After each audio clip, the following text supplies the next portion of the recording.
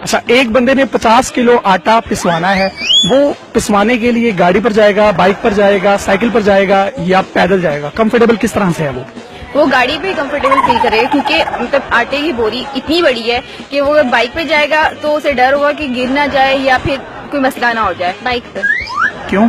गाड़ी गंदी हो जाएगी। मुझे क्या लेना देना किसी भी चीज से, वो आटा गाड़ी पे लाए, रेल पे लाए, जहाज पे लाए। ये देखिए ना, मैं तो डाइटिंग करती हूँ, मेरे घर में तो आटा आता ही नहीं है, हम तो पानी पे ही गुजारा कर रहे हैं इस दिन से। गाड़ी पे क्यों? ये उसका वो गाड़ी पे कंफर्टेबल, सामान 20 किलो आटा ज्यादा है इस वजह से। आटा तो पहले पिसा होता है तो उसको क्यों पिसवाएगा वो? मुझे बाइक पे जाएगा। क्यों?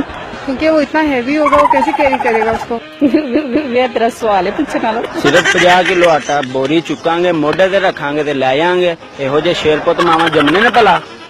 मेरे ख्याल में आटे को पिसवाने की जरूरत नहीं होती, तो वो नहीं जाएगा।